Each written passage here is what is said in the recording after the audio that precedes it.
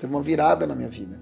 Porque eu comecei a perceber, assim como eu percebi naquela época do Estadão, que eu poderia ser o Mark Tawil, e não o Mark da Jovem Pan, o Mark do Estadão, entendeu? Sobrenome corporativo. É a Sandra Chayo, não é a Sandra da Hope. Sim. Isso faz muita diferença. E fazia muita diferença 8 anos atrás, quando eu fui. Então eu fui me reinventando, né, pouco a pouco. Quando aquilo aconteceu, eu estava no meio da minha jornada como empreendedor, né, de 10 anos na agência. E aí eu percebi que existia um mundo inteiro para abraçar. Eu poderia ser palestrante, poderia ser mestre de cerimônias, eu poderia ser mediador, usar o talento do jornalismo para outras coisas. Porque quando você sai de uma redação, você acha que você sabe fazer aquilo. Né? Você fala, putz, o que eu sei fazer? Ah, sei entrevistar, sei... E, na verdade, o mundo é cheio de oportunidades. Sim, tanto você vê pessoas espetaculares que usaram uma ou outra coisa que aprenderam e fizeram disso um business inimaginável.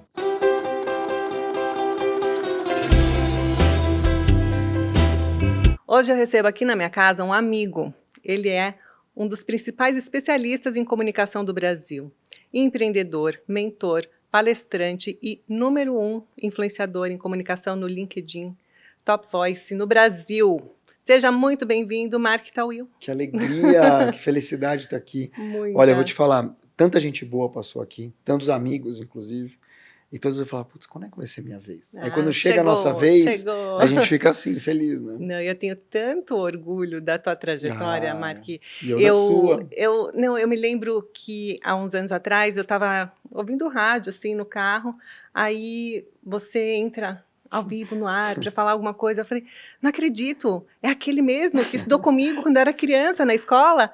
Aí eu me senti assim, nossa, privilegiada, assim, eu fico feliz de ter quando eu vejo... essa história em comum com você. E a bom. gente poder falar hoje que lá atrás, quando a gente era criancinha, né, estudando juntos, a gente não podia imaginar... Faz um pouquinho de tempo. Faz tempo. A gente não podia imaginar onde que a gente ia chegar e como que as nossas vidas iam se cruzar agora. Verdade. Né? Você trabalhando com comunicação, eu também trabalho com comunicação, dentro da minha empresa, mas você virou uma maior especialista. Isso, assim, podia um híbrido de velhice com muito trabalho, né? Muito trabalho, não tem dúvida, mas muita capacidade. E para começar um pouco a contar essa tua trajetória, eu queria que você começasse lá do comecinho, quando a gente se conheceu, lá por volta de uns 10 anos. Você era um aluno exemplar, né? Assim... Eu era o exemplo. Gente, vocês não têm do que não fazer, talvez. Vocês não têm noção. Mas, Sandra, assim, hoje, esse é um cargo que não existe mais. Não? É líder de bagunça. Quem se escuta era líder de bagunça? Ninguém líder de bagunça. Eu só me lembro das professoras todas gritando, Mark Tawil, fora da sala. Olha, eu vou te falar, eu escutei fora da sala até os 18 anos. Até os 18. Quando eu fui expulso a última vez no Oswaldo Cruz. Não, assim, minha mãe não entendia, porque às vezes era uma coisa... muito particular, né, de brincadeira e tal, que minha mãe, que nascida no Egito, sim, hoje com 82 anos, ela olhava e falava assim, sequaça, assim, ela não entendia, mas passou, e aqui estamos. Olha, eu fui expulso de 3 colégios, e todos, é engraçado, todos esses 3 colégios são o Renascença de Genópolis, Renascença do Bom Retiro e o Colégio Oswaldo Cruz. Em todos, de verdade, eu tenho excelentes amigos entre os professores, e todos os diretores, um não está mais aqui, mas eu falei dele no meu TEDx, que é o professor Simão do Bom Retiro, eu amo todos. Então, assim, veja que engraçado, não é uma relação de raiva ou uma relação de malcriação. Era uma relação de bagunça, e aí não tinha como manter, né? Isso era terrível. Terrível. Vai, não faz essa propaganda também, não, que depois o pessoal não me contrata. Não, eu contei pro filho dele, gente, que eu até me arrependi depois, mas depois eu soube que adorou. Você falou para ele adorou, né? ele é assim também, não? Não, imagina. Não, Josh, né? É assim, eu também não sei se eu aceitaria que ele fosse, sabe? Eu acho que a gente viveu um outro tempo. Era um outro tipo de brincadeira. Eu acho que era um outro tipo de indisciplina. E era um outro tipo de mundo que a gente vivia. A gente era mais inocente, por um lado. Hoje, felizmente, na escola dele, não. Mas em outras escolas, o que a gente vê também muito é o uso da tecnologia para fazer isso acontecer. Então, você tem um cyberbullying, que é muito grave. É verdade. Hoje tem outras consequências. Levou para uma outra dimensão. Essa indisciplina, que antes era engraçadinha. Era até inocente, você parar para pensar. Hoje tem um aluno que bate no professor. Nossa, e a própria questão do bullying, Uhum. de abusos Sim, verbais, né? sim. Eu acho que a gente está num momento que a gente tem que ter mais Sim. cuidado, E tem sim. um lado bom também. Se você tem, por um lado, essa questão do bullying, do cyberbullying, eu vejo também que existe um acolhimento para crianças que têm individualidades, às vezes alguma Uhum. deficiência, crianças com autismo, com síndrome de Down, que estão estudando com as crianças que não têm. Ou até déficit de atenção, né? Você Sim, tem hoje diagnósticos e um invisíveis, cuidado né? especial. E eu Sim. acho que isso é um avanço, por exemplo. Uhum. Isso eu vejo com ótimos olhos. Então, na classe da minha filha tem o Zezé, né, que é um fofo, é um menino que tem autismo, e ele tem a cuidadora dele, e eles todos convivem muito juntos. E eu acho que para minha filha, Cora, que é uma das 3 amigas dele, todos são amigos, mas ele elegeu 3 amigas, é um mega de um presente, é um mega de um aprendizado. Então, todos ganham. Então, tem um pouco disso. Todos O mundo ganham. mudou, e eu acho Uhum. que quem soube e quis se adaptar acabou colhendo os bons frutos. Verdade. Bom, lá no comecinho, então, da tua trajetória, você queria trabalhar com comunicação ou era o jornalismo que te, assim, brilhou os olhos? Porque você começou com Sim, jornalismo, é né? assim, né, no meu tempo, comunicação, a gente falava o seguinte: ah, ele é muito comunicativo, vai trabalhar com comunicação. Você era O que, muito na comunicativo. verdade, hoje, você para pensar, não tem nem muito sentido. Porque o que é ser comunicativo? Ah, a pessoa às vezes fala bem, mas você pode falar muito bem e ter uma mensagem muito ruim. Uhum, Você pode falar muito bem e não convencer ninguém de nada e não vender um alfinete. uhum, Então, o que eu vejo? Eu acho que a comunicação hoje ela é mais estratégica, para falar de comunicação mesmo. uhum. A comunicação mudou. Antigamente você tinha toda essa questão, né? Jornalismo, publicidade, rádio, TV. Hoje está tudo junto e misturado. Ninguém pode ser um comunicador não sendo multiplataforma. Uhum. Né? Você, por exemplo, fala, você escreve, você aparece. Então, tudo isso faz com que toda e todo comunicador precise ter essas skills. Como eu comecei, eu me apaixonei pelo jornalismo. Porque ainda não tinham essas outras mídias Não, também, não tinha né? internet, para começar. Uhum, Depois tinha meia dúzia de rádios, meia dúzia de jornais. E eu gostava, e ainda gosto muito, da urgência da notícia. Eu gosto de estar bem informado. E eu gosto de informar bem as pessoas. Então, por exemplo, é um valor muito grande para mim contextualizar. Você não vai me ver nunca, ou é muito raro, ou passar alguma coisa para frente, ou postar alguma coisa que eu não chequei muitas vezes, você ou tem não essa reli. responsabilidade do jornalismo. Exato. E como que surgiu? Eu entrei na faculdade tarde, eu entrei na faculdade com quase 20 anos. Não entrei jovem, porque eu não sabia muito o que fazer. E nesse Uhum. ponto, minha mãe, Dona Mirelle, que está nos assistindo, A Dona é Mireille, fantástica. fantástica, ela topou esse desafio de também não ficar me empurrando e me pressionando a fazer faculdade aos 17 anos, que é muito cruel, Sim, é né? muito. A gente acaba fazendo escolhas que não são adequadas para a Não, gente. Muita gente acaba exato. até se perdendo no meio disso, Eu né? acho, e desanimando, né? É.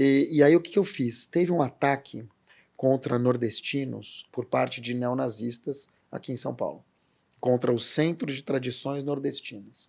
E eu fui lá e escrevi uma carta para o Estadão, sem me identificar, é, obviamente falando contra os neonazistas. E publicaram essa carta. Eu falei, puta, não é que Eu tenho um eu talento. tenho, não só um talento, mas eu não sou ninguém. Sim. A carta é anônima. Não é que eu tenho voz para alguma coisa, isso me ajudou muito ao longo da vida, depois a gente fala. Uhum. Depois me chamaram para escrever um artigo contra o racismo. Olha isso, eu tinha 18 anos, vou Que fazer legal. 51. Uhum. E aí eu comecei a tomar gosto por isso, de entender que o jornalismo era um amplificador. Claro, depois eu fui fazer faculdade, aí entrei na Jovem Pan, e aí eu fui emendando, né, uma coisa na outra. Mas começou assim, fazendo as mesmas coisas que eu faço hoje, né? De Uhum. levantar uma bandeira, mesmo que seja como aliado, de olhar para os lados e botar um holofote, ou uma lupa, ou uma luz, às vezes num lugar que não tem essa luz. E Uhum. isso, para mim, é a função do jornalismo e da comunicação. Então você começou Jovem Pan, você começou no rádio, é isso? Comecei não, comecei na falecida, e que Deus o tenha, Oscar Nimitz, Resenha Judaica. Ah, que legal. Na verdade, eu trabalhei numa assessoria chamada SMK, do Paulo e do Maurício Cus, que são 2 caras incríveis. Trabalhei nessa assessoria 9 meses. Como eu entregava, olha o mundo que a gente vivia. Eu pegava o release. Release é um texto explicativo de alguma coisa. Batido a máquina de escrever, pegava ônibus e até cada redação deixava na mesa do jornalista. Não tinha e-mail. Então eu deixava na mesa do jornalista, em 93, para ele ler aquilo que a gente preparou. Eu não preparava, eu só divulgava.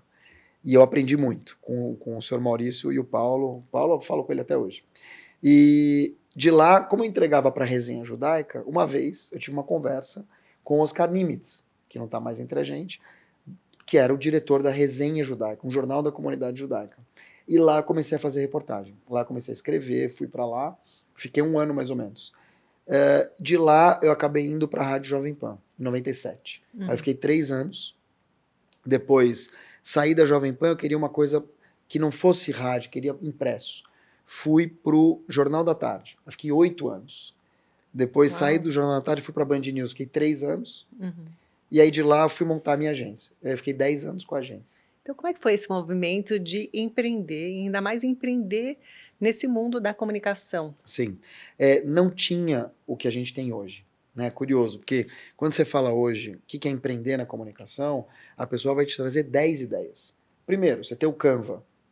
Você não precisa de uma agência para montar para você 1 milhão de coisas. Muito, né, você tem o ChatGPT, que vai escrever todos os seus artigos, mas também vai escrever os posts e vai revisar e vai criar as campanhas. Você tem toda a parafernália, como a gente está vendo aqui no 3017, toda a questão de maquinário que não era tão fácil ter. Ou seja, hoje você cria o teu canal, teu podcast, tua newsletter, a tua vida, tendo 3 equipamentos e talvez alguém te ajudando ou talvez não. Na época era mais difícil. Tô falando de 2010, para eu explicar para as pessoas que eu estava montando uma agência de conteúdo, as pessoas não sabiam o que era conteúdo. Verdade. Então eu falava, não, é o recheio que fica ali. Então o mundo mudou muito. Hoje, empreender na comunicação, você tem 1000 ideias. Você pode criar só um podcast, ou só uma newsletter. Só. Na minha época, newsletter era House Organ. Lembra desse nome? Sim. Então o mundo mudou muito e eu comecei empreendendo, então, com uma agência que era uma agência de conteúdo. Conteúdo. Que depois foi virando comunicação. comunicação. Isso é importante hoje, você teve essa visão, né? Que isso seria uma coisa, porque antes era uma coisa comum para quem trabalhava com isso. Mas hoje, eu sou uma empresária e eu preciso disso. Mas você sabe que é curioso, porque tive uma visão por um lado, mas também cometi alguns erros que me fizeram patinar muito. Porque, ao mesmo tempo que o conteúdo era importante naquele começo, a virada para o digital foi rápida. O que eu quero dizer com isso? Não adiantava mais você ir lá só e publicar um texto bom. As pessoas queriam saber quem abriu o post, quantas pessoas leram, para onde que foi, e depois dessa ida, se o clique que a pessoa vai dar converteu numa venda. Com o tempo, isso ficou mais forte que o conteúdo. Sim. Então, esse papo de conteúdo é rei, depois a métrica virou a rainha, e outras coisas viraram as rainhas e os príncipes. Mas acho que isso é uma evolução natural. Mas eu não peguei esse bonde. Eu não peguei esse bonde. Eu me digitalizei, eu marquei. E aí eu tive a sorte de virar a Top Voice, que era uma lista dos que mais engajavam no LinkedIn em 2016. Então, no meio dessa história. Fiquei em 2010, 2020, 2016 eu viro o Top Voice. O que eu percebi? Aí foi um erro meu. Eu gosto de contar o erro, porque eu acho que é importante. É um dos aprendizados, né? E isso é o que serve de insight para quem está assistindo a gente. Sim. Eu vi o mercado crescer e se desenvolver, mas eu falava, não é a minha. Sabe? É que nem se uma pessoa hoje olhasse para o ChatGPT e para a inteligência artificial, falando, não quero mexer, não é para mim. Só que isso me engoliu. E aí o que aconteceu? Com o tempo, a minha agência começou a estagnar, as pessoas começaram a olhar mais para mim do que para a agência, e aí eu tive um outro insight de dizer o seguinte, bom, se eu não estou conseguindo transferir os votos para a agência, se as pessoas gostam de trabalhar comigo, e eu já estou me digitalizando, porque tinha um LinkedIn, entre outras coisas, eu vou apostar na minha marca própria. E aí eu criei um conceito, que é o livro. O livro Seja a Sua Própria Marca. Seja a sua própria marca, que sai no ano que vem. Tá. O livro atrasou por 1000 motivos, né? Teve a pandemia, perdi meu pai, enfim. E aí foi atrasando. Agora ele vai sair mais do que quente, porque imagina que o livro ficaria pronto em 2020 pela HarperCollins. Em 2020, assim que eu entreguei, eu estava na França, teve a pandemia, lockdown. A pandemia mudou a relação com as marcas. Depois da pandemia, a gente teve um boom em 22 do metaverso, que também mudou a relação com as marcas. Também. Você é dona de marca, você sabe. 23, a explosão da inteligência artificial. Sim. E aí o que eu percebo, e você faz muito parte desse movimento. Mas, Marques, se você for esperar todos esses avanços para poder publicar teu Não, livro, mas você não vai publicar ele nunca. foi atrasando, ele foi atrasando. Mas o livro é isso, uma hora a gente tem que falar, não, chega, vou cortar aqui, Pois porque senão não tem pois fim. é. Não, e aí no teu caso, eu acho que isso é muito interessante falar isso com você diretamente aqui. Aliás, acho que como o livro ainda não sou eu, vou até te convidar para fazer uma parte. Vou mesmo. Vamos lá. Você vive exatamente isso, que é o quê? O CEO influenciador. Sim. As marcas, elas passam por uma transformação tão grande que a Hope, por mais que o teu pai seja um super fundador, ele não era um cara de internet. Ele não era um cara como você tem o Rony Mesler, por exemplo. Sim. E a Hope, entre aspas, não tem rosto. Tem que ter um rosto. Tem que ter... A Nike não tem rosto. O que ela faz? Coloca nos atletas. Uhum. Então veja como a humanização da marca ela é importante. É importantíssimo, é isso que conecta as pessoas querem saber quem está por trás das marcas que elas consomem, como pensam essas pessoas, quais são os seus valores pessoais, se eu me identifico, não me identifico, ninguém vai nunca se identificar com tudo, até porque ninguém é perfeito, Exato. Nós somos seres humanos, eu tenho minhas falhas. Claro. E poucas, né, mas tem. Isso que é amigo. Mas eu trabalho com influenciadores, eu tenho um squad gigante, não só de embaixadores, como a gente falou, o Felipe Tito, mas tem também os grandes, Boca Rosa, Bianca, você tem Sabrina Sato, você tem também um squad de quase 500 pessoas que são micro, pequenos e nano influenciadores, tão ligados à minha marca, que são importantíssimos. 500? Tudo isso é importante para trazer essa coisa da diversidade não só de tipos físicos, mas também de opiniões, de pensamentos. Exatamente. Agora, até os executivos, você falou de CEO influenciador, mas é C-level creator, né? Que agora é que você está num patamar muito legal que eu chamo de D-level. Você conhece, não? Não. É o level do dono mesmo. Ah, você é D-level. Aí você tem o C-level, mas você é D-level.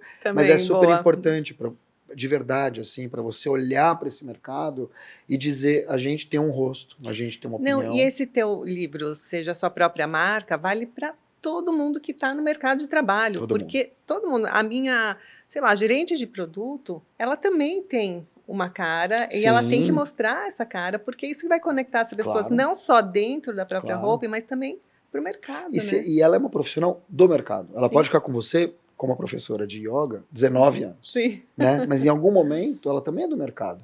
Então é importante para ela. E quando a gente fala ser sua própria marca, e não só ter uma marca, a gente está falando de uma pessoa que está vivendo essa promessa de marca. Né? De uma pessoa que ela consegue transportar esses valores, transpor esses valores daquilo que ela faz para quem ela é. E no final das contas, as pessoas querem estar perto de quem elas conhecem. E não do que se faz alguma coisa. Você tem pessoas que fazem coisas ótimas e fazem bem. Mas se o caráter é opaco, você não quer estar perto. É isso.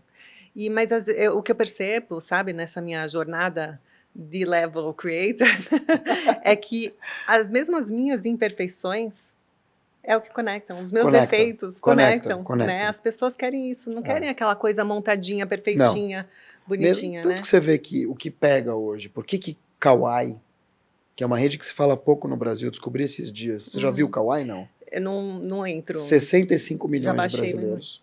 65 milhões. Das classes que não são as classes sociais que acessam o TikTok, são classes sociais menos favorecidas, mas é um aplicativo chinês 100% dedicado ao Brasil. E por que faz tanto sucesso? Porque justamente mostra a vida real. Então, em vez de ter um campeonato, qual que é a trend do Kawaii? Fazer marmita de R$50. É mesmo? Quem são os patrocinadores do Kawaii? Uber Motos. Então, veja, tem público para tudo. Sim. A questão é encontrar isso e poder fazer valer encontrar que marca seu que você nicho, quer deixar no mundo. A sua linguagem, a marca que você quer deixar no mundo e a sua própria marca, né? Sim. Eu falo muito isso, sabe? Quando faço palestras, conto história, o Casey Hope, e não tem como não falar do meu pai, né? Que foi o fundador, o grande visionário. Bom, se fosse falar dele, ia ter um podcast inteiro, mas ele deixou uma marca no mundo. Claro. Ele não deixou a Hope para os herdeiros, né, para os sucessores. Ele deixou uma marca no mundo, ele deixou uma marca em várias áreas, na publicidade, na moda, na gestão, em várias áreas. No caráter dos filhos. No caráter dos filhos. Eu acho que começa por aí. Começa por... Eu sei que você é uma mãe super dedicada também, o Ernesto é um super pai. Apesar de novos, vocês têm quase a idade dos próprios filhos, mas... Isso, eu não tenho quase a tua idade. Mas eu digo assim, eu acho que a primeira marca que a gente deixa é essa, né? Que é a marca que a gente deixa no mundo como pessoa física. Sim. Claro que é importante deixar uma empresa, um legado e tal, mas, cara, uma empresa é uma empresa, no final das contas. É legal? É. Mas é a vida ou a diferença que você faz na vida das pessoas. Então, as pessoas que passaram ou estão na Hope nesse momento, como é que você transformou? A gente teve uma perda recente do seu Tuta, né, fundador do Jovem Pan. Eu trabalhei com ele 3 anos. Não diretamente eu e ele, ou ele e eu, mas a gente trabalhou no mesmo ambiente. E é impressionante, né? Ele faleceu com 90 e poucos anos. Ninguém chora. Todo mundo tem uma história boa para contar sobre ele. Claro que a família chora e outras pessoas choram, mas estou dizendo, sempre alguém tem uma coisa boa para falar dele. E isso é muito legal. É o que acontece com o teu pai. Com o meu, né? O teu também, senhor Jacques Lelong. Jacques Lelong. Que, aliás, você sabe qual que é a história, né? Não, qual que é a história? Meu pai nasceu no Líbano. Assim como meu pai. Assim como seu pai. Acho que eles conheciam de lá, talvez. Sim, sim, meu pai conhecia. E no Líbano, o meu pai queria ser estilista. Imagina, Líbano. Estilista no Líbano. No Líbano. Com o pai que o meu avô casava as filhas assim, ó. Amanhã você vai casar com ele. Era assim. Outros tempos, Outros tempos. Ele era super rígido e tal. E aí meu pai costurava boneca, roupa de boneca no recreio. Então ele era um cara que já tinha um pouco essa mão, essa visão e tal. Com 20 anos ele já tinha um ateliê no Líbano, dele. Nossa. Fiquei sabendo isso há pouco tempo, Uau. até depois dele morrer. 20 anos ele tinha um ateliê. E meu pai foi para a França. Quando ele foi para a França, eles saíram de lá nos anos 60. Meu pai queria viver lá, boêmia, essas histórias todas. Quando ele chegou em Paris... As minhas tias foram para a França, para Paris. Foram para Paris? 4 tias. 4 tias? É que meu pai saiu antes, saiu nos anos pra 50. Onde? Ele foi para Nova York e Brasil, que ele não sabia que existia, né? Para ele, a América era Nova York. Nenhum deles sabia. Mas aí veio parar por acaso no Brasil. Olha. Ele foi ajudado por tios, porque ele era órfão por parte de pai. E aí ele chegou no Brasil, se encantou, porque é muito parecido com o Líbano. Verdade. Né? A questão da praia, a orla. Sim. Ele foi para o Rio Brasileiro de Janeiro. muito gentil, muito acolhedor. Sempre se deu bem com o libanês, até hoje. Sim, né? até hoje. E aí meu pai estava nessas, e ele ia procurar emprego em ateliês e tal. E era Isaac Tawil. Isaac Tawil? Cara, você não passa nem na porta, né? Sim. Isaac Tawil, imagina, Tawil, com aquela cara. E aí, um dia minha avó falou para ele, falou, mas Isaac não dá. Ninguém vai te contratar. A francesa é o nome. Ah, por isso virou Jacques. Virou Jacques. E sabe o que quer dizer Tawil em árabe? Não. Comprido.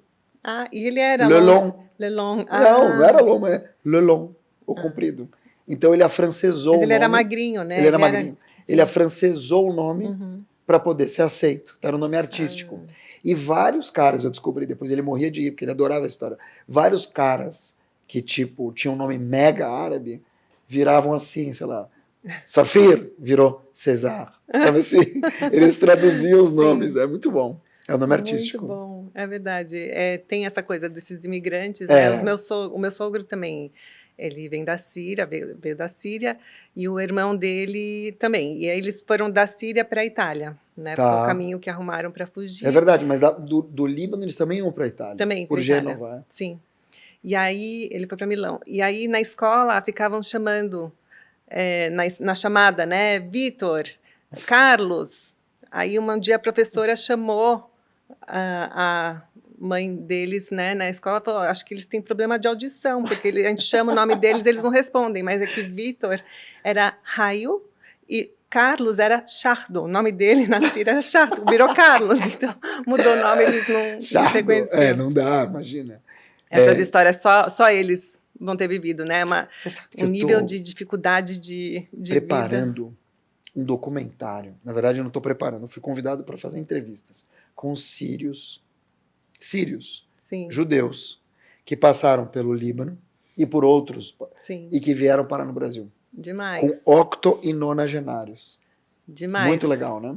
Aí tem que aproveitar que ainda temos essa geração aqui. E é muito louco, louco, meu sogro. porque assim, eles não tinham geladeira, eles não tinham elevador, os ovos que eles compravam, eles deixavam na palha, Sim. Os doces sírios, eles colocavam um vidro embaixo, um em cima, esmagavam a cereja e o damasco e deixavam cozer debaixo do sol. Olha, É outro mundo. E olha onde eles estão outro hoje. mundo. E onde estão hoje? Né? Tem o livro do senhor Dodi Sasson, senhor Davi Sim, Sasson, que é sim. fantástico. Conta umas histórias assim, olhando agora, assim, são coisas surreais, até politicamente incorretas, né? Que a gente Sim, enxerga, que sim. nem você falou, como casavam as irmãs do teu pai na época, mas era um outro mundo. Era um outro mundo. Igual a gente estava falando que você era bagunceiro, o chefe da Sim, bagunça. sim, Hoje em dia isso é inaceitável, né? sim, É outro mundo. Mas é isso, a gente vai evoluindo e vai se adequando aos novos tempos. Essa sim. que é a vida, né? E mudaram, né? A Mudaram. gente tem um mundo muito mudado. Às vezes eu fico me perguntando assim, como é que vai ser o amanhã? É. Então essa é uma Não, preocupação e que no eu geral tenho. muda para melhor. Acho que a gente evolui, né, como sociedade. A gente é muita gente, né? A, gen- É. a maioria. Não, acho que a gente passa por uma evolução, sim, mas Eu a também gente acho. Tô está brincando, mas eu também acho. vivendo a gente, no caso, né, estamos vivendo um regresso, falando em humanidade, que é a questão do antissemitismo, Sim, que a gente não imaginava viver na nossa geração. A gente achava que era coisa do passado. sim, E que a gente vê que está se repetindo depois de 70, 80 anos, né, quando sim. aconteceu o Holocausto. Quer dizer, ontem, né, do ponto de vista da história. Ontem, mas a gente achou que ficou no passado, que assim teve a Inquisição, tiveram os pogroms, aí teve o Holocausto e a gente falou, não, tá bom, acabou, encerrou aí. Mas a gente viu o 7 de outubro acontecendo, uma coisa assim surreal, impensável, e essa onda de antissemitismo. E aí você assistiu o documentário do Brasil Paralelo? Não assisti. E me falaram Que é super bem. fantástico, Todo mundo falou fantástico, muito um bem. documentário produzido pelo Brasil Paralelo, com Eu vou uma assistir. Me falaram produção muito bem. maravilhosa, que ouviu os dois lados, e aí eu chego à conclusão de que duas conclusões assim. A primeira é que o problema do mundo atual é que a gente não lê mais, né? Por causa de tantas distrações audiovisuais, né? Como essa, mas a gente não lê. E aí as coisas ficam muito rasas e sem profundidade. Uma coisa que as pessoas não leem é o próprio estatuto do Hamas, do Hezbollah, Imagina. que é destruir Israel e a todos os judeus do mundo e a América. Os caras não leem a Constituição do Brasil, vão ler o Estatuto do Hamas. Exatamente. E aí não é... Mas conclui, que eu queria falar em cima disso, que eu achei bem interessante. Não, esse é um dos aprendizados. O outro é que, infelizmente, com essa doutrina que esses revolucionários do mundo moderno estão... revolucionário de sofá, né? De sofá, mas eles estão pregando por um mundo homogêneo voltado para o Islã. Quem não seguir essa... Você diz o quê? Então não os revolucionários, você não está falando dos ativistas, você está falando dos revolucionários mesmo. Os revolucionários mesmo. Os caras que pegam em arma... Mas que vão convertendo esses ativistas, que começam na onda nem entendendo por que eles estão lá, Sim. mas acabam sendo doutrinados, e é um perigo, é uma grande ameaça para o nosso futuro. E quem sabe daqui a 70, 80 anos de novo, vai acontecer uma outra onda dessas, porque eles vão ser maioria. Já são maioria, né? Mas vão dominar o mundo. E aí me preocupa muito. Assim, eu sou essencialmente uma pessoa muito otimista. Eu olho para o futuro com muito otimismo. Eu acho que a gente vai evoluir, vamos passar por isso, vamos ter paz. Eu gosto de pensar assim. Mas eu, quando vi esse documentário, fiquei bem preocupada. É assim, Sandra. O que eu tenho visto ao longo dos últimos tempos, eu falo muito isso em palestra. Antigamente a gente tinha um ditado que dizia o seguinte: o papel aceita tudo. O que você está escrito é porque é verdade. Depois você tem o Orkut, aceita tudo. Falou no Orkut, não, vi no Orkut. Depois o Facebook, não. Hoje é o TikTok. Mas a leitura, eu acho que a leitura é preocupante, mas não é só a leitura. Eu acho que é o pensamento crítico. Porque não é só não ler. É o que você escuta, é o que você escuta do amigo, é o que você assiste no TikTok. Todas essas redes sociais, eu sei porque eu tenho filhos, são fábricas de fake news. E aí não é só uma fake news de maldosa, do estilo de vamos ferrar os judeus, ou os muçulmanos, ou os cristãos, criando uma mentira. Não. Às vezes é algo mal escrito, mal pesquisado, que não quer dizer nada, inventado por alguém, às vezes nem de um jeito maldoso, mas só por má qualidade de pesquisa mesmo, e isso vira uma verdade. Eu vejo pelos meus filhos. Meus filhos nem frequentam o TikTok, mas quando eles frequentam, ai, você não sabe, acabei de ver que lá em Chernobyl tinha um peixe, sabe assim, umas coisas que... E eles Muito assistem, aleatório, assim. e eles vão crescendo vendo isso. Então, eu acho que o papel aceita tudo, e hoje o brasileiro e o cidadão do mundo, não só o brasileiro, aceita tudo. E o que quer dizer aceitar tudo? Tudo como verdade. Você não tem mais pensamento crítico de olhar e falar, será? Será que é isso mesmo? Como é que você pode conceber um grupo que degola pessoas, que bate em mulher, um país que não aceita que a mulher, tudo bem, é cultura, mas que solte o cabelo, e se soltar ela apanha. E se ela não apanhar, ela pode ser, né, fazerem outras coisas com ela, até ser morta, chicoteada, apedrejada. Como é que você pode aceitar que exista uma cultura assim? E você vai dizer, bom, mas é cultura, tem que aceitar. Mas que você, do alto do teu sofá, tomando banho quente, você fala, não, tá certo. Então, assim, de novo, eu acho que as pessoas aceitam tudo, acabou o senso crítico, todo mundo toma como verdade, e existe um empobrecimento intelectual. E eu não estou dizendo aqui de empobrecimento intelectual, de pessoas que não tiveram acesso à escola. Isso é um outro problema. Isso já é um outro problema que tem no Brasil, muito sério, em vários países do mundo. Né? Um problema mesmo de educação básica que depois reverbera em outras coisas. Estou dizendo de pensamento crítico e de as pessoas regredirem o pensamento. Então, por exemplo, você vai pedir uma água hoje, a pessoa fala, é com gás, né? Você fala, é com gás. O cara volta, ou a mulher volta, sem gás, né? O cara não consegue guardar a informação de um segundo. Verdade. Isso é muito sério. Por quê? Porque a gente desaprendeu a pensar. A gente aceita tudo, a gente olha para tudo. E agora com a inteligência artificial, que mistura toda essa história, infelizmente a gente tende a criar uma narrativa bonita para defender essas pessoas que apedrejam, que matam e tal. Então você tem, eu acho que uma tempestade perfeita. Pessoas que não leem, que não têm senso crítico, redes sociais que informam e desinformam, já que as pessoas não vão mais abrir jornal, não vão mais assistir um jornal nacional. Não, o William Bonner da criançada é o Lucas Neto. O William Bonner do meu filho é o Enaldinho. Nada contra, acho legal, mas é outro pensamento crítico. Se eu sou pai e não educo, ele vai dentro da Hilux, entendeu? Tipo, é esse papo. Então é isso, a gente está fadado a isso. E sobre o antissemitismo, só para complementar, eu acho que tem pessoas aí sim que aproveitam dessa onda de má informação, de espalhamento e tal, para poder aí sim colocar uma mensagem maldosa, que não está só no antissemitismo. O antissemitismo é uma vertente, mas você tem várias denominações religiosas, A, B, C, D, que aproveitam para tirar dinheiro das pessoas. Você tem golpistas de toda sorte. Você tem, eu não vou nominar aqui profissões, mas algumas profissões charlatãs que não vão ajudar as pessoas, mas ficam ali fingindo que a prosperidade está lá. Então, assim, o pensamento crítico é o que vai salvar. Agora, como é que você vai falar pensamento crítico para pessoas que não querem pensar? Sim, não, você tem toda a razão. E mesmo em países mais desenvolvidos, que têm acesso à cultura, à educação, como os Estados Unidos, por exemplo, você vê aqueles movimentos nas faculdades americanas, woke. A cultura woke, que virou uma coisa... Eu queria saber a tua percepção sobre a cultura woke. Olha, a cultura woke, o que é o woke, né? O woke é uma panela, tô brincando. O woke é o despertar, né? É o despertar, na literal, na tradução awake, literal, né? Sim. E, aliás, tem um documentário muito bom do Yogananda chamado Awake, já viu? Vou assistir, não. É bom. O que é o Awake, né? O despertar. Eu acho que a cultura woke, ela vem na esteira da geração millennial. A gente tem hoje várias gerações convivendo juntas. A primeira delas é a geração do Joe Biden, do Lula, do Ney Matogrosso, que é a geração silenciosa. Pessoas nascidas entre 28 e 45. Depois tem Baby Boomer, Luiz Helena Trajano, na faixa de uns 70. Depois você tem a minha, que é a X, 51 anos, 50 anos, nascida no final dos anos 60 e começo dos 70. Depois você tem a Y, e aí encurta. O Y é o quê? 80 a 90.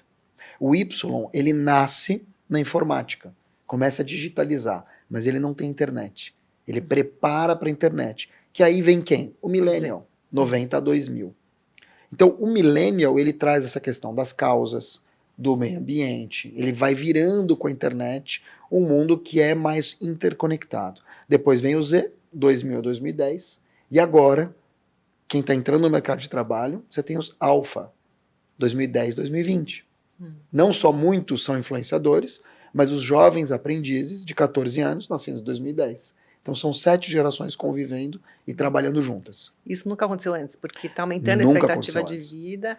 E as pessoas estão trabalhando, e outra, Mas, pandemia botou todo mundo em casa, então o neto aprendeu com o avô, você é uma mulher de varejo, NRF de 2024 mostrou que existe uma tendência, tem até um nome, chamada vovô eclético, que é o quê? Mulheres que nem você, às vezes até um pouco mais jovens, que descobriram no guarda-roupa do avô ou do pai uma camisa de futebol, vou usar.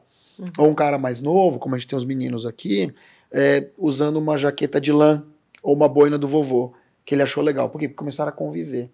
Então o que eu tô querendo dizer com isso? O woke, ao meu ver, ele vem na esteira da geração, que é essa geração de vou mudar o mundo, tanto que o Z não é tão assim. O Z ele é mais sofá, ele é mais lerdo. Para quem assistiu divertidamente, ele é o tédio. Né? Ele é mais ou menos isso. Mole. O millennial é assim, primeiro ele cria o propósito, depois ele cria empresa.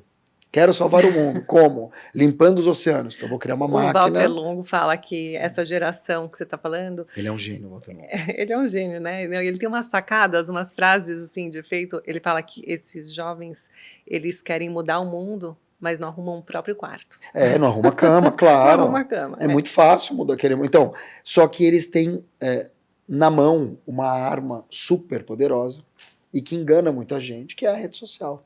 Então, assim, ele pode não mudar o mundo, mas ele vai lá, ele vai falar, ele vai mostrar. É o ativista de sofá. É o ativista de sofá. E aí você tem um problema, porque as pessoas estão na rede social, elas não estão nas ruas, e o ativista de sofá, ele engana e é muito mais forte ele tirar uma foto entregando uma sacola para alguém, né, tô doando 10 mil, do que ir lá em Paraisópolis, botar o pé no barro, abraçar as pessoas de verdade, olhar como faz o Edu Lira, como faz o Gilson Rodrigues, são pessoas que realmente transformam, né? Não que a gente aqui do sofá não transforme com as nossas ações, mas 99% desses ativistas do sofá nunca se propuseram a ir lá no lugar ver o que está acontecendo. Então, o woke, ele vem disso. Só que tem uma questão. Foi muito forte e muito importante, eu acho, que eles venham com Me Too, Black Lives Matter, tudo isso conta muito. É super importante. Só que se percebeu o seguinte, nesta onda entrou uma turma que aproveitou não só para ganhar dinheiro, nas costas do ativismo, como também exagerou. Então, o grande, por exemplo, nos Estados Unidos hoje, qual que é a grande discussão? Não é nem o Black Lives Matter. Hoje, a maior dificuldade que as pessoas têm de lidar é com a comunidade trans. Porque alguns ativistas trans, falando ativistas, não pessoas trans só, ativistas, eles são irredutíveis, inflexíveis. E no mundo de sociedade, você vai ter que flexibilizar, se você quiser. Diversidade é para os dois lados, né? Claro. Tem que aceitar a verdade deles ser a verdade para todo mundo. E o mais importante que eu acho que você trouxe aqui já, diversidade de pensamento.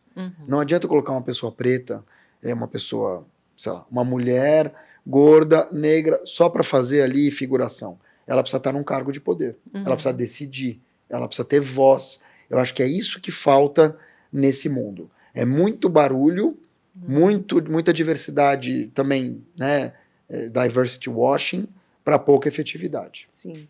E acaba que, bom, eu na minha empresa eu busco muito isso, né, de trazer essa diversidade, porque a gente enriquece o nosso repertório, enriquece tudo, até os produtos que eu posso ofertar para os meus clientes. Óbvio, mas para mim é tão óbvio, né? Hoje, imagina você que trabalha com isso, a mudança. Tanto é que a Hope, com todo respeito, fez isso, e a Victoria's Secret fez isso. E por Agora quê? estão correndo atrás. Então, mas não entende. A Calvin Klein se salvou. Você vai hoje para Nova York, você vê os outdoors da Calvin Klein, é uma mulher gorda, negra, com estria, que era uma coisa impensável. Não, e você está falando na propaganda, na comunicação, mas eu vejo isso dentro de casa, sabe?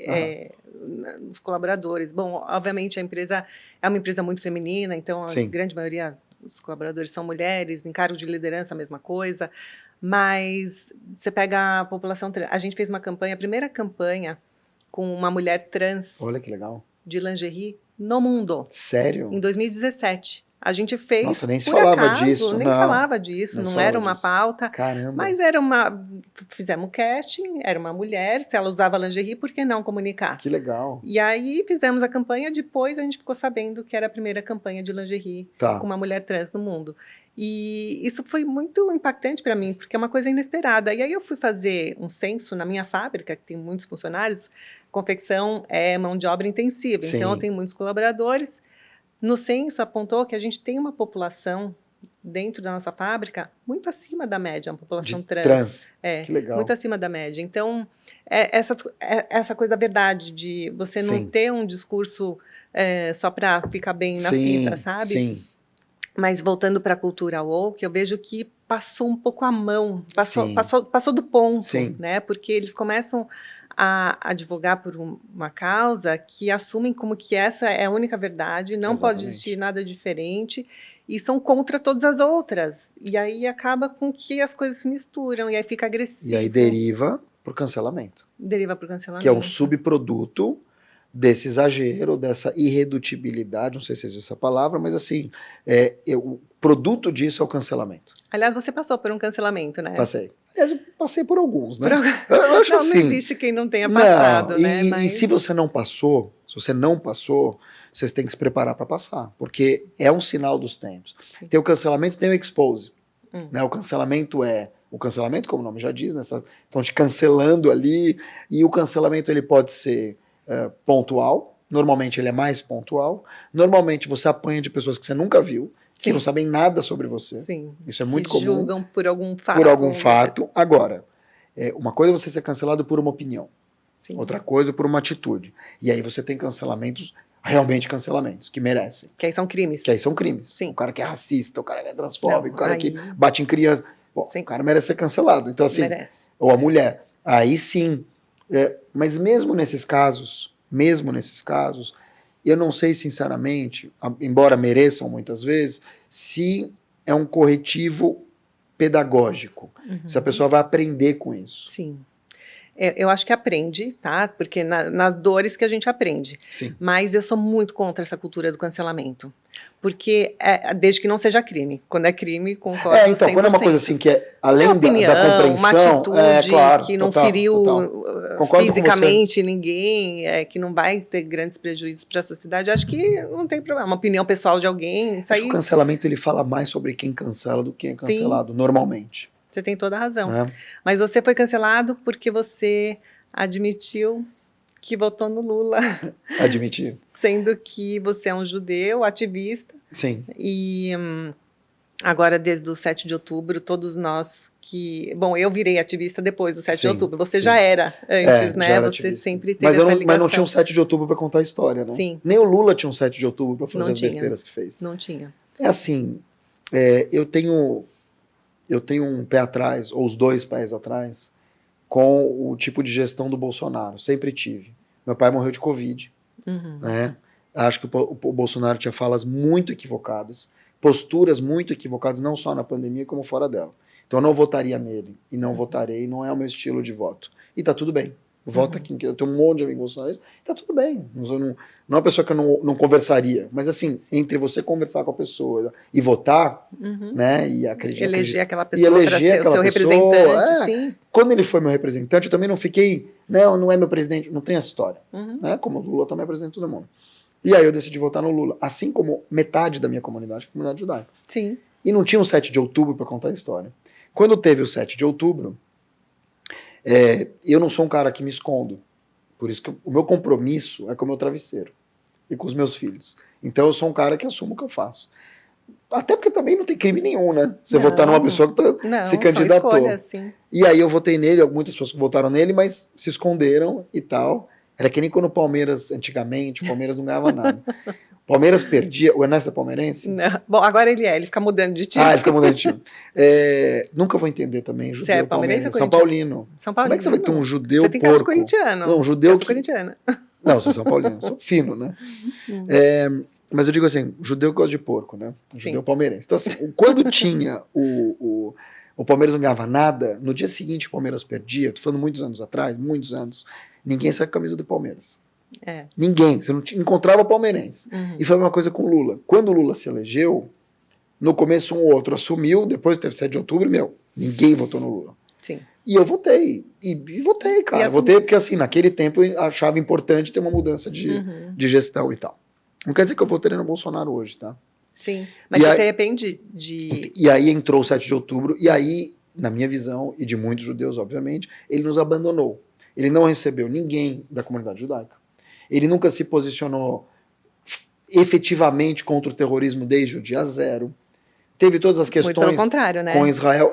Ele assim, é amigo dos líderes do Hamas. O nosso vice-presidente, ele mandou o vice-presidente, o Alckmin, para o Irã, para a posse do presidente Dan, e sentou ao lado. O Alckmin, de todos esses líderes decepção. Então, assim, você tem vários ministros dele que tiveram atitudes antissemitas, que foram comentar que tem que parar de comprar de judeu. Sabe assim, umas questões inimagináveis para um governo que, teoricamente, deveria ser laico.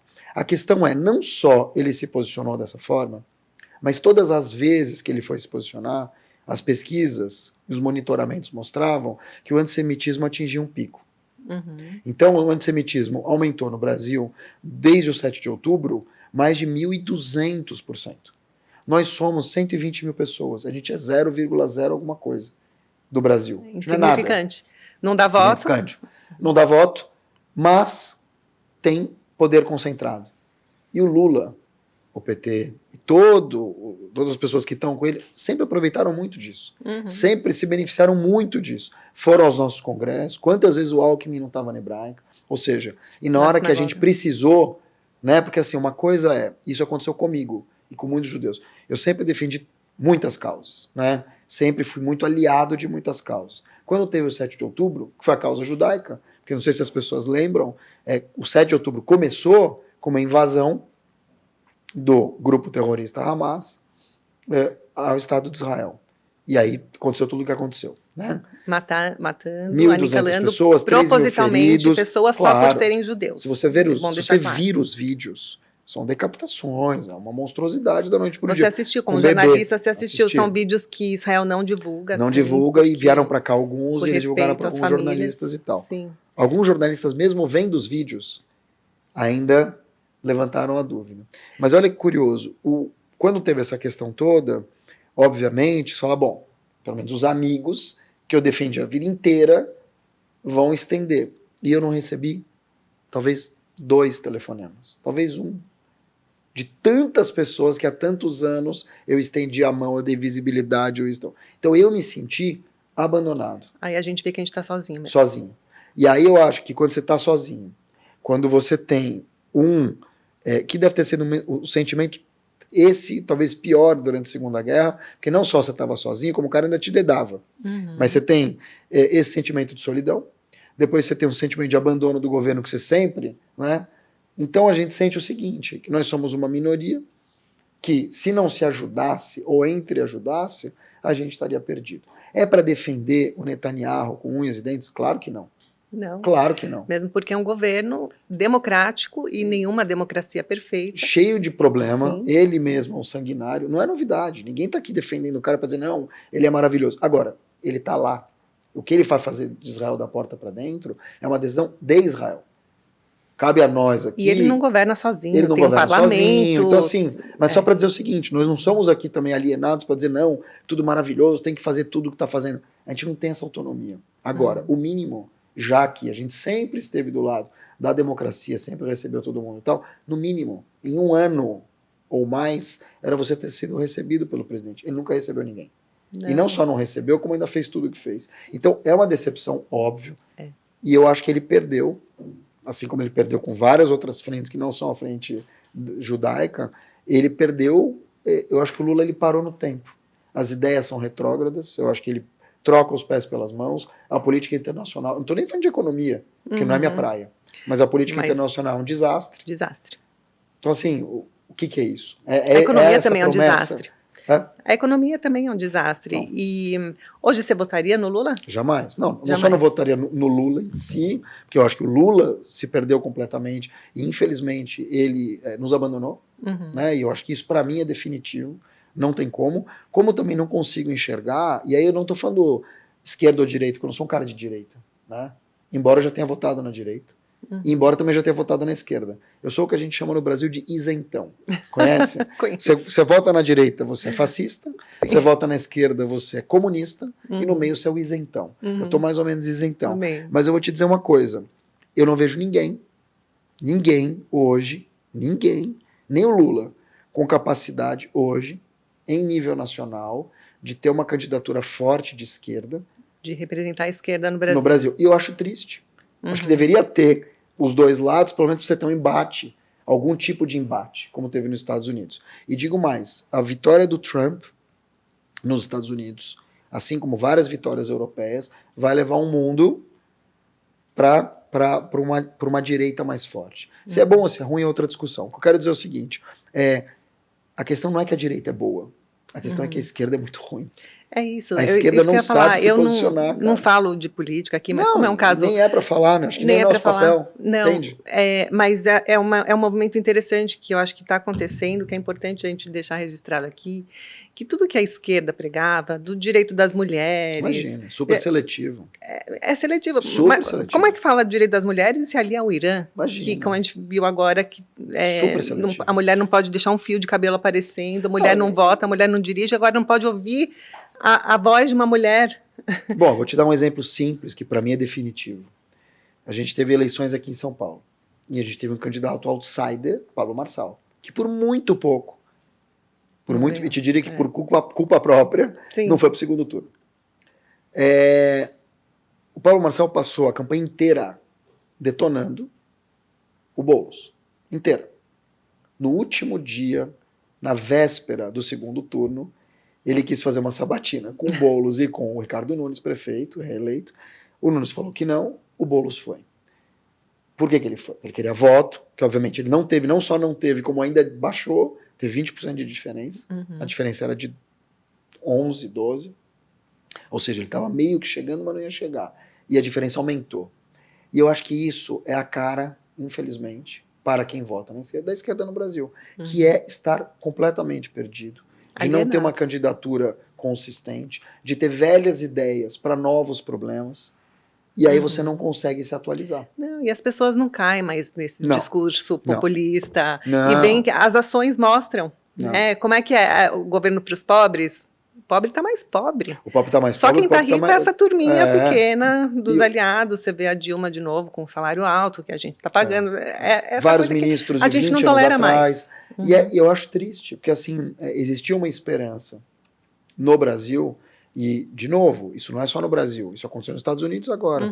Né? Você teve a votação do Trump de pessoa física votando, além dos delegados, ela é maior do que em 2016. Isso mostra o quê? Ele manteve a base e ele aumentou, ou seja, quem era de esquerda ou centro, tem uma rejeição migrou para ele. Da esquerda. E é uma pena, é triste, como você está falando, porque a gente perde como sociedade de diversidade de opiniões, né? Diversidade que a gente está falando que é tão importante, de pensamentos diversos também. Concordo.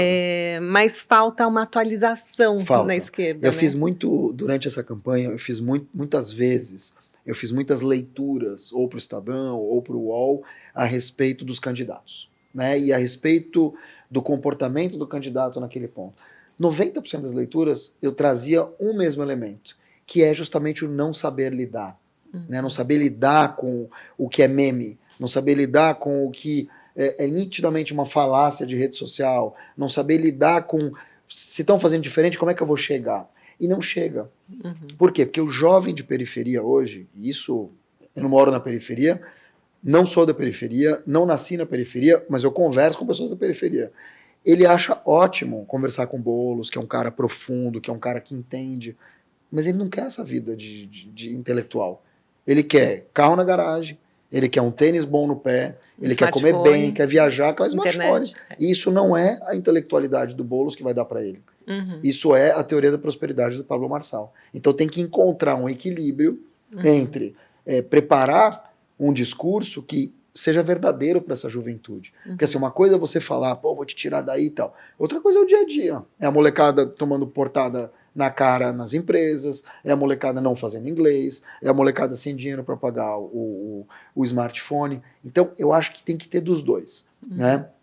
formar um senso crítico que você possa dizer exatamente isso. Eu acho que a Europa, ela tem muito mais isso que os outros países. Né? Assim, você vai para a França, para a Alemanha.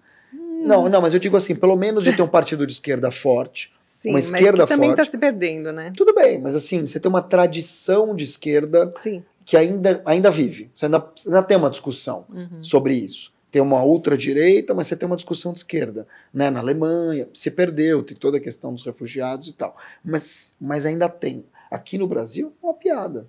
É uma piada. Só leva mesmo a esquerda quando tem uma população muito, desculpa o termo, alienada. Tanto é que agora, que passou essa euforia do tirar o Bolsonaro e colocar o Lula, de todas as capitais de prefeituras grandes, o PT elegeu uma. Nossa. Uma. De todas as grandes. Por quê? Porque, de novo, você tem pessoas que nem o Kassab, que é um gênio da política. Gilberto Kassab, foi prefeito aqui de São Paulo, que entenderam o seguinte, não adianta só também pegar no braço, né, do governador Tarcísio, tal. Eu preciso dialogar com a esquerda. E aí ele vai criando isso que a gente está dizendo aqui, que é pegar o melhor dos dois mundos. Então ele tem o Kassab aliados de esquerda em determinados estados e de direita em outros. E ele faz essa mistura. Eu acho que essa é a política do futuro. Esse é o futuro, eu concordo com você. E eu acho que é um bom caminho. Também acho. Eu acho que é uma evolução. Extrair dos dois, Estamos por que evoluindo. não? Se você tem... Agora, esquerda pura, no Brasil, além de você ter uma direita que prega a destruição, que também é muito ruim, fica pregando a destruição da esquerda, acho que tem que ter, você não tem candidato forte. Não tem candidato forte. Assim, você pode falar, mas o Lula, se o Lula decidir se reeleger... Não vai ser reeleito. Eu também acho que não. Não só não vai ser reeleito, mas se ele decidir, ele terminaria o mandato com 90 anos. É muito, cara. É muito. Ele tem que viver, entendeu? O cara fazer 4 mandatos, deixa os outros sentarem na cadeira. Mas acho que o Brasil, assim como você não votaria mais nele, eu acho que é isso. É o woke no outro sentido agora. As pessoas estão entendendo. Sim. Eu acho que é o enfraquecimento dessa cultura woke. Sim. Né? Eles estão entendendo que não adianta mais esses discursos do pai, vazios, né? O pai Lula, o pai não sei o que lá. E mesmo a cultura do Bolsonaro, tá? Tô falando só do Lula aqui. Eu acho que a cultura de mitificar uma pessoa só, achando que ela vai resolver todos os problemas, também já não funciona. Quem vence, no fim, é quem sabe dialogar, quem ouve e quem faz, né? Não é o discurso, é o que faz, as atitudes que mostram, Você sabe qual que é o superpoder da comunicação? Você sabe? Qual que é? Adivinha. Eu vi você falando isso numa entrevista, eu guardei pra vida e eu uso, mas eu cito a fonte, tá? Tá bom. Que não importa o que você fala, importa como você é entendido. Exatamente. É isso? Olha. E o superpoder vem da escuta. Sim. A escuta ativa é o superpoder. Então, isso que você citou agora, né? Parar, prestar atenção, a liderança que escuta. Por quê? Porque quando você escuta, você está ouvindo a demanda, o problema, o que está acontecendo. Tem uma frase, eu adoro essas coisas, né? Uma frase do Buda, como se ele tivesse falado isso, mas tudo bem. Vamos fingir que o Buda falou, né? Que alguém escutou, anotou. Tem um monte de memes, né, do Einstein, tipo aquelas frases de efeito, e ele falando, eu nunca falei isso. Eu acho que é isso. O Buda costumava dizer o seguinte para os amigos, né? Comendo bolacha e tal. Ele falou, quem fala não escuta. Tá. E é isso. Se você falar o tempo todo, é importante? Mas eu acho que a escuta é o superpoder. O que eu quero dizer com isso? Eu acho que a liderança é essa que você citou. A liderança que vai parar, vai escutar, vai processar e vai dar uma devolutiva. E o papel do líder qual é? É formar outros líderes. Fazer sucessão, que nem você está fazendo com seus filhos, enfim. Isso é na deixar política, a pessoa na vida. Na empresa. E o Lula e o próprio Bolsonaro são pessoas que não fazem isso. São pessoas que não admitem ter mais de um protagonista no mesmo palco. Por isso que eles vão ficar sozinhos e isolados. Às vezes o ego o atrapalha muito, né? Acho que é o ego, tem um pouco de síndrome de perseguição, Sim. tem um pouco de muita gente babando o ovo também, falando, não, você não precisa, é você mesmo e tal. E a pessoa se perpetua no poder. É triste. É triste. Mas a gente tem que ser otimistas e acreditar que o futebol... O nome da minha empresa, Hope, Esperança... Não, o nome da tua empresa, posso falar? Outro dia eu passei... eu estava em algum lugar, e acho que era uma banca de jornal, e tinha uma propaganda, assim, um outdoor da Hope, ou não sei como é que chama, um display. Cara, é muito bom, né? Muito... Não, mas esperança, é muito, tipo... não tem palavra melhor, não tem palavra né? melhor. Foi muito... que também, para quem não sabe, é o nome Só que em inglês, o outro é Tikva, né? Hatikva, o nome do hino de Israel. Do hino de A Israel. esperança. Sim. Porque é isso, né? Eu acho que a esperança é o que nos move. É isso Tudo aí. bem que, dependendo da pessoa, a esperança é a primeira que morre, né? Você fala, não, não temos esperança com isso daí. Mas, de maneira geral, é isso. É esperar, ou até, como diz o Cortella, esperançar. Não é Esperançar, que é diferente de esperar, É, né? é Esperar, você diferente. fica parado esperando, aqui não, Exato. aqui a gente esperança, né? isso? Eu acho que isso é um problema do brasileiro. É. O brasileiro, em geral, tá? Eu sou brasileiro, me coloco dentro. Estou falando que é o outro e não sou eu. O brasileiro tem essa cultura de esperar.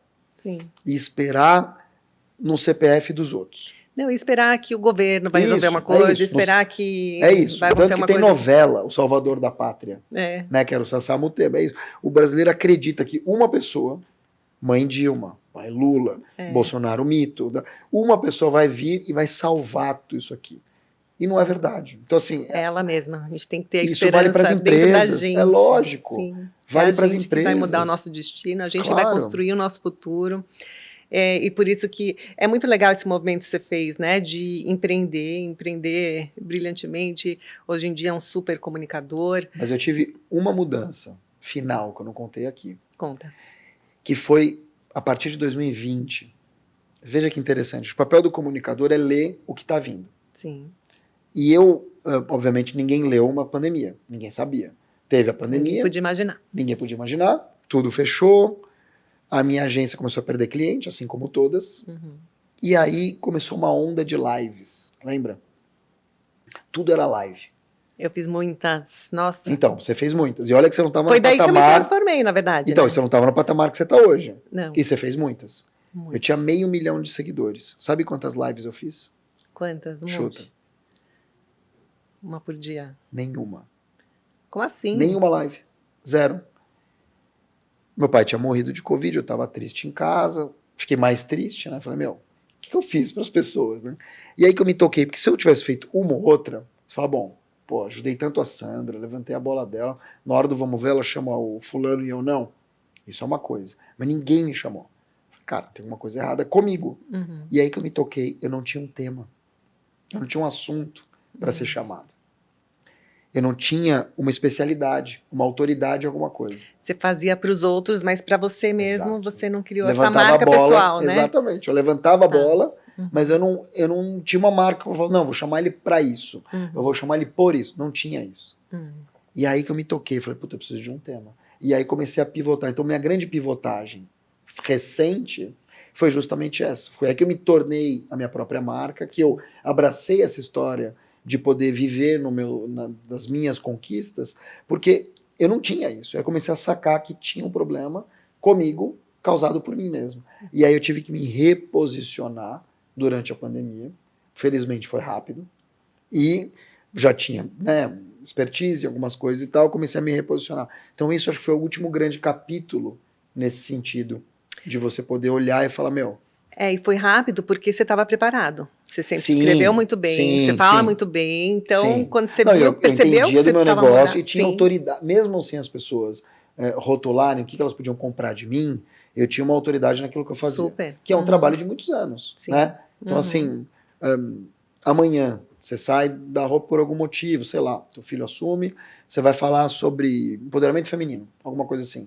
Mesmo que você não tenha falado sobre isso antes, as pessoas já te veem dessa forma. Sim. Então é muito mais fácil conectar. Que bom, porque foi o que me salvou. Uhum. Mas foi uma percepção minha também. Você vê que, Sim. mesmo com seguidor, com isso, nada tá ganho. Não, e você teve uma atitude, se reinventou. Sim. E através de uma dor, né? A pandemia foi Sim, traumática para você, putz, especialmente, que você super. perdeu teu pai de Covid. Mas foi um período que todo mundo... Imagina as lojas... Eu estou no varejo, 100% Nossa. das lojas fechadas, Nossa. faturamento zero. É loucura. traumático, mas e com isso a gente se reinventou. Eu também me reinventei pessoalmente. Eu Sim, comecei a investir sim. na minha própria marca a partir da falta do meu pai, que não morreu de Covid. Ele Sim. faleceu um pouco antes da pandemia. Mas também uma dor muito grande, uma perda Nossa, ele ia irreparável. pirar, né? Ia pirar na pandemia. ele ia pirar. Meu pai Ia também acho que ia pirar. pirar. Imagina, fechadas as lojas, Nossa. escritório. Não, não dá nem pra imaginar. Não dá. Imagina, ele que fundou tudo, ele que... É. Não, eu acho que assim, a pandemia acho que a gente ainda não entendeu a pandemia, né? O significado, acho que não. Não, vai Nem cair a ficha espiritual ainda. ainda, né? É verdade, nem Não deu para espiritual. entender assim, o que foi essa É pandemia. que a gente viveu isso tão intensamente e eu acho que daqui uns 10, 15 anos Também a gente vai acho. olhar para trás e vai ver como mudou o mundo, Sim. né, depois Eu acho que é disso. um grande divisor de águas e que Sim. mudou mesmo, né? Mudou tudo. Mudou. Sim. Você vê, eu me lembro quando você falava, quando você aparecia com umas roupas comfy, Sim, né? na pandemia. Na pandemia, Foi falando, uma nossa, super como ela tá tendência, sim. confortável e tal. É isso, né? E hoje você não consegue ir num casamento, homem, né? Claro que, dependendo do casamento, mas, por exemplo, um bar mitzvah, um casamento e tal, de sapato, camisa, fechar. Terno, É gravata, tênis, não existe entendeu? mais. Que são coisas assim. Tem Mudou muito tudo. advogado que parou de usar gravata. Não, o Ernesto, banco, não existe mais gravata, aboliram a gravata. Aboliram a Setor gravata. super tradicional, né? É, E as coisas vão transformando mesmo. É, Essas grandes dificuldades, foi horrível, foi difícil, perdemos vidas, sim. mas a gente se transformou e dessa dor a gente tem que tirar algo bom. Você se reinventou, Sim, sim. você cresceu, prosperou bastante, Sim, virou esse sim. ícone aí. Eu queria que você me explicasse do LinkedIn. Você tem Sim. essa grande autoridade. É a primeira vez que eu ouvi falar de Top Voice. Hoje eu sou Top Voice, mas você é o número 1. E você enxergou nessa plataforma um meio de crescimento pessoal Sim. e de fazer a tua própria marca também, né? É assim, olha que você tem várias maneiras de ver as coisas, né? Hoje é muito mais, você já sabe o que é, muito mais. Quando até o próprio LinkedIn, as pessoas hoje têm uma visão do LinkedIn muito mais correta do que na minha época. Na minha época era tudo muito mato e tal, então eu entrei organicamente, eu não entrei já sabendo, até porque eu fui o número 1 da primeira lista, ninguém nem sabia o que era, nem eu sabia. Nem tinha direito no mundo, era uma lista global e começou no Brasil. Mas o que eu quero dizer, eu encontrei no LinkedIn, na época, como se alguém hoje entrasse numa plataforma tipo zero, e não zero porque já tinha muita gente. Não, mas na época era muito uma coisa para procurar emprego, né? Tinha muita vaga, aí claro, tinha um feed, mas aí o que eu percebi? Eu queria escrever e queria trazer as minhas ideias para uma rede de pessoas que iam captar essas ideias. Assim, onde as pessoas estavam, que elas estavam trabalhando, discutindo sobre o mercado, falando sobre temas do dia a dia do trabalho, e não no Facebook falando de família e tal, e não no Instagram colocando uma foto com filtro. Era esse o meu objetivo. E foi o que eu fiz. Então eu comecei a escrever artigos, os artigos começaram a viralizar. No final do ano teve uma lista chamada LinkedIn Top Voices, e eu fui eleito o número 1 da primeira lista, que foi maravilhoso. Você teve muitos views, muito engajamento? Muito engajamento, muitos views, e eles fizeram uma lista escolhida pelos editores, eu fui número 1. Eu nunca tinha sido número 1 de nada. Até em casa, né, porque eu estava casado, eu era o número 5, né? Eu vinha depois da babá e do cachorro. Então, assim, eu não era número 1 de nada. Fui aos 43 anos.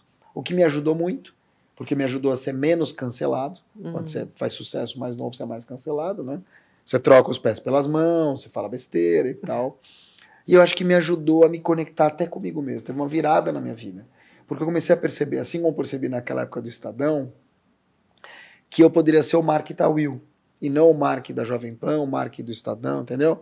Sobrenome corporativo. É a Sandra Chayo, não é a Sandra da Hope. Isso faz muita diferença. E fazia muita diferença 8 anos atrás, quando eu fui. Então eu fui me reinventando, né, pouco a pouco. Quando aquilo aconteceu, eu estava no meio da minha jornada como empreendedor. De 10 anos na agência. E aí eu percebi que existia um mundo inteiro para abraçar. Eu poderia ser palestrante, poderia ser mestre de cerimônias, eu poderia ser mediador, usar o talento do jornalismo para outras coisas. Porque quando você sai de uma redação, você acha que você sabe fazer aquilo. Né? Você fala, putz, o que eu sei fazer? Sei entrevistar, sei... E, na verdade, o mundo é cheio de oportunidades. Tanto que você vê pessoas espetaculares que usaram uma ou outra coisa que aprenderam e fizeram disso um business inimaginável. Joel J, Felipe Tito, pessoas que aprenderam uma coisa que aparentemente você fala, mano, o cara vai vender alta performance? Como? E o cara, com talento da comunicação, ele criou outras coisas. Conquistou uma notoriedade e ganhou propriedade para falar sobre qualquer assunto que ele domina. Eu acho que o Joel, que você conhece, super. O Joel, ele vai além. Assim, o Joel, para mim, hoje não, né? Desde 2019, quando eu entrevistei ele. E ele sabe, ele falou isso para mim. Ele é incrível. Eu acho que o Joel é o maior do país, mas assim, não é que ele é o maior do país, é de longe o maior preparador de mentes do país. Desenvolvimento pessoal, assim, você disse. De longe. Que assim, Esse podcast existe por causa dele, sabe? ah, é? O meu também. É mesmo? O meu chamava, Olha, na Jovem Pan chamava Auto Performance. sim, eu amava. Você Eu gostava? assistia a todos. Então, e ele, o Auto Performance, Aham. vem porque ele fala de alta. Ele fala que a Verdade. auto é amor. Eu falei isso pra ele. Aham. Você aqui isso por causa dele? Sim, ele que falou, não, você tem tão bons relacionamentos, por que Olha. você não cria um podcast? Ele falou que tem que ser Sério? semanal, agora eu tô relutando pra tornar quinzenal, a gente estava conversando antes, mas é isso, ele me deu várias dicas, incentiva, Eu acho é ele o isso, maior de do país. desenvolvimento, E ele ele me ajudou teve, eu muito. comecei a seguir o Joel, ele tinha 100 mil seguidores, que é bastante, mas 100 mil não é nada. Sim, Então, assim, é e não é. E eu me lembro que ele fazia umas frases, ele usava uns ternões, assim, era outro Joel. E, então, você falou disso. Agora, eu acho que no caso dele, ele construiu antes essa história e depois veio o sucesso. Porque ele fazia sucesso entre as pessoas que seguiam ele. sim, Né? Tipo, quem gostava das frases. Era tudo muito rudimentar, imagina, comparado com hoje. 6 anos depois, é outra pessoa. Não tinha os filhos, né? Era tudo muito incipiente na vida dele e tal. Até a própria estética era diferente. Hoje o cara é, imagina. Então, assim, o que eu quero dizer com isso? Eu acho que o Joel é um exemplo de construção. uhum, Aqui no Brasil, nossa, ele é...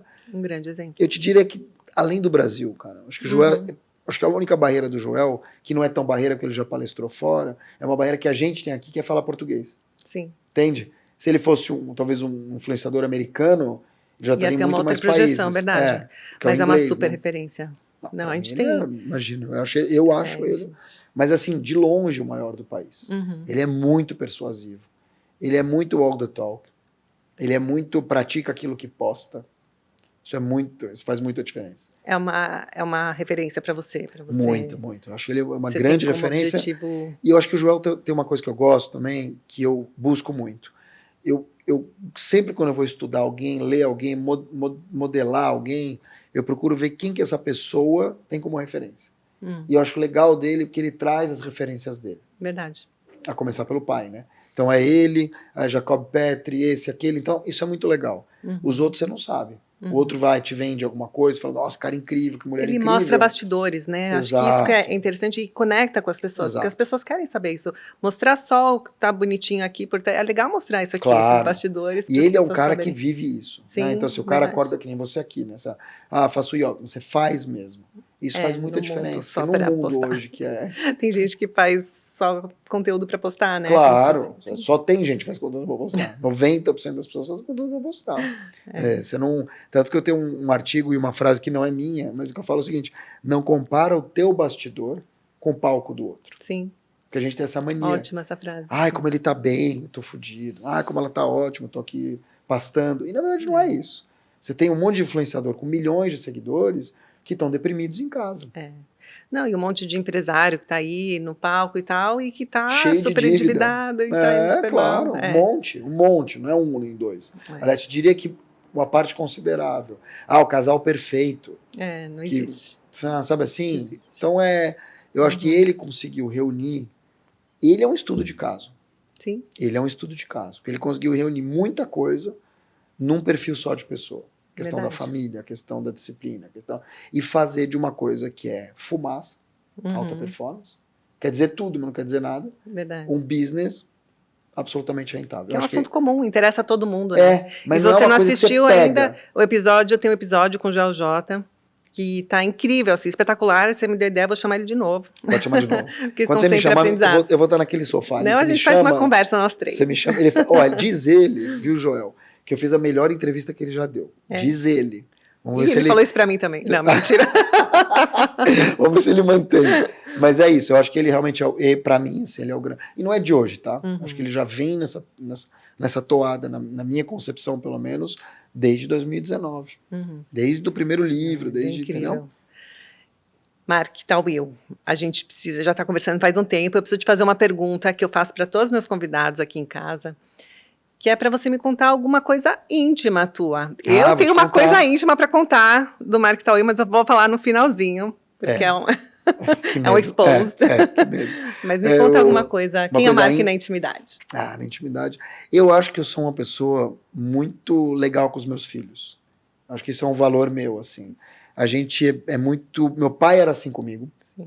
E eu sou muito assim com os meus filhos, que é uma pessoa bem-humorada.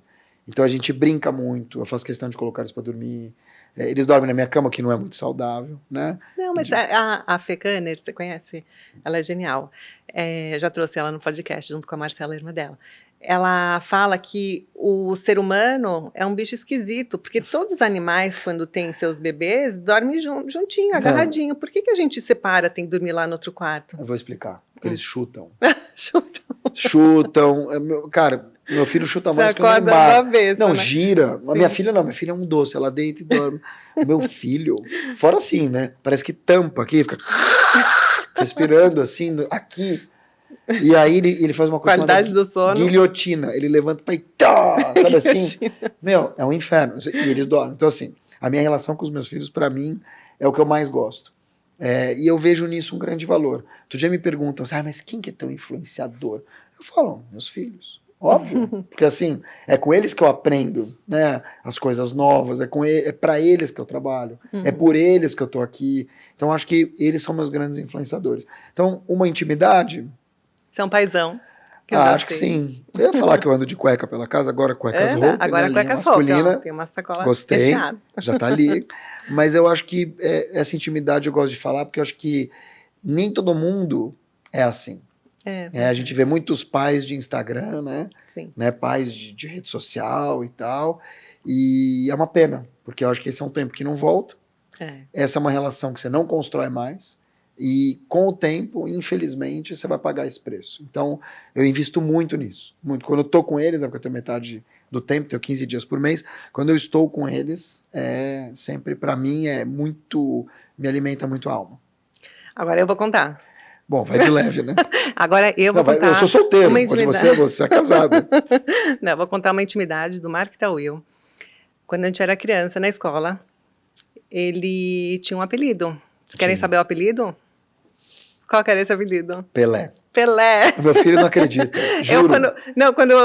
Ele não acredita, por quê? Porque pra ele Pelé, se eu jogasse muita bola. É verdade. E eu era por que era Pelé? Porque eu era negro. Porque você era pretinho, cabelinho. Agora eu tô assim. Eu também. Amarelo. A gente também era negro. Eu também. É que a gente, nós judeus separadis, a gente tem essa pele mais... A gente era negro, você era negra total. Era pretinho. Ou a gente se via como negro? Não, a gente era pretinho. Negro eu tô brincando, obviamente. A gente era pardo, mulatos, né? Como falava antigamente. Não sei nem se pode falar. Mas não, eu quero hoje dizer, não é politicamente correto. É politicamente correto. Mas a gente tinha pele mais escura. Tinha muito mais escura. Hoje eu tô amarelo, né? Hoje eu tô acinzentado. Piu-piu, mas eu era o Pelé. E aí, quem me deu esse apelido foi o Mimi, que era o madrinho no Neto. Muito sabe? Querido. Que eu tinha 7 anos. Sim. Eu fiquei anos com esse apelido. Até hoje, meus amigos de primeira infância me chamam de Pelé. E meu filho não acredita. Porque, assim, primeiro o Pelé é o Pelé. Sim. Uma lenda. Segundo, o Pelé é conhecido pelo futebol, não só pela cor. E terceiro, eu não tenho a cor do Pelé. Então, eu não tenho futebol, não tenho a cor. Não tenho nada. Hoje não tem mais nada. E ele me olha e fala assim, Pelé, por quê? Mas na minha cabeça, você é sempre o Pelé. Eu fui contar pra minha mãe. Eu sempre tive muito orgulho, tá? E quando eu encontrei o Pelé, eu falei isso pra ele. Você falou? Falei. Eu tenho uma foto com ele, entrevistei ele pela Resenha Judaica. Ah, que demais. E eu tenho uma foto com ele que eu fiz uma selfie. E quando eu fiz a selfie com o Pelé, não tinha câmera digital. Era câmera de papel. E a câmera ficou meio desbotada, a foto. Sabe o que eu fiz? Passei na inteligência artificial. A foto ficou com uma qualidade de hoje. Ah, que legal. Ficou atualizada, tipo... Nossa, eu vou fazer ela ficou, sabe quando a foto fica meio aquele... Você tira uma coisa muito de perto, desfoca? Ela estava desfocada, a minha foto com o Pelé. E hoje eu arrumei na inteligência artificial, passei no aplicativo e a foto ficou focada de novo. Louco, né? Que legal. Não, mas eu fui falar pra minha mãe, que eu vou entrevistar hoje o Mark e tal. E eu, quem? O Pelé, mãe. Ah, sim, claro. Meu, Pelé é surreal, né? Porque eu tô acostumado, eu gosto até. Mas os meus filhos, ele falam, o que tem a ver? Nada a ver. Nada a ver, cara. É que nem falar assim, vou entrevistar a mamãe. Quem? Sei lá, a Lady Gaga. Você não canta, você não tem a cara dela. Tem nada a ver, né? Mas no nosso grupo, a gente tem um grupo dos ex-alunos. Você está em vários grupos, porque você passou por várias... no caso, passei por algumas escolas. Isso é uma outra coisa que meus filhos piram. Você fala, pô, mas você foi expulso de 3 colégios? Porque na cabeça deles, uma pessoa que foi expulsa de 3 colégios jamais poderia dar aula. É verdade. Né? Como é que eu fui expulso de colégio e hoje eu dou Olha aula? como o mundo dá voltas. Pois é. Mas o nosso grupo é muito, muito legal, muito rever amigos lá da infância e muito bom rever você agora. A gente ficou um tempo assim, sem se ver muitos anos, aí agora a gente se encontra que eu tenho direto. quase a idade dos teus filhos, né? Então, pô, no caso Isso, A gente se conheceu 30 anos atrás no jardim de infância. Isso, né? 30. Mas aí a gente agora tá super juntos de novo e para mim é um privilégio poder ter essa convivência de novo com você. Saber a mulher que você se tornou, conhecer o seu marido, assim, de verdade, assim, ver o quanto você abriu tua cabeça nos últimos tempos e ajuda muita gente. Acho que o legal é isso, né, da comunicação. É você ajudar as pessoas a sensibilizar as pessoas, criar consciência e falar aquilo que a gente fez aqui, que é pensar criticamente. Não é ser chato, crítico, não é isso. Cri-cri. É você pensar, será que isso é isso mesmo? Ou tem uma mensagem que eu não estou vendo por trás? Acho que esse é o trabalho de todo comunicador.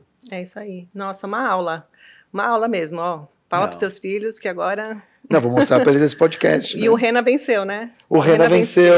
Esse episódio dedicado para Meg, todos os para professores, Mora Cecília, Mora Bia, Mora Erci, Mora Silvia, que eu falo até hoje, professor Simão, que não está mais entre a gente, Maguidman do Bom Retiro, ele. Professor Moacir, preciso falar de todos, né? Tem que falar, já que eu passei por todos, verdade, do Oswaldo Cruz, para onde eu fui também. Não, demais. Muito bom esse nosso papo. E se você não segue o Mark Tawil nas redes sociais, por favor, siga. Você não sabe o que está perdendo. Você não sabe... Não, e ele é uma pessoa, assim, divertidíssima. Aliás, você já pensou em fazer stand-up? Assim? Sabe que meu pai morreu com 80 anos. Com 70 anos, ele arrendou o shopping em Genópolis. E ele fez um stand-up. Durante uns 2 ou 3 anos. E ele adorava dizer o seguinte... Lá no teatro. A primeira fileira, ele colocava os cegos, mais velhinhos, mas conseguiam escutar.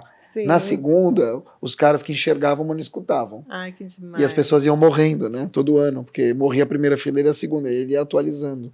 Era muito bom. E aí um deles, ele esqueceu... E ele fez metade do show em francês, como só tinha conhecido, né? Mas você devia seguir essa carreira, porque conversar com o Mark assim, é sempre muito divertido. Você sai assim com dor na barriga, na bochecha, de tanto que você ri. Quem sabe? Ele tem uns insights, umas sacadas. Então acompanhe ele nas redes sociais, porque além desses conteúdos maravilhosos, dessa notícia sempre muito fresca, em cima da hora, com um comentário crítico, que ele preza muito... Ele tem essas sacadas divertidas que vale a pena acompanhar no dia a dia. Obrigado. Amei estar aqui. Posso deixar minha arroba de contato? Claro. Que agora não é mais telefone, né? Não. Agora é arroba. Arroba Felipe Tito, tô brincando. Arroba Mark Tawil, MarcTawil. E você tá no LinkedIn, obviamente. Sabe que eu vou te contar uma história aqui íntima? Quando o Felipe Tito fez propaganda para vocês, que ele aparecia de cueca nos outdoors. Sim. E eu passava perto, eu falava para meus filhos assim, olha, é amiga do papai, dona da loja. E aí, eles me olhavam do tipo assim, com pena, né? Aí eu acho que eles nem tiveram coragem de perguntar, ela não vai te chamar? É um sonho?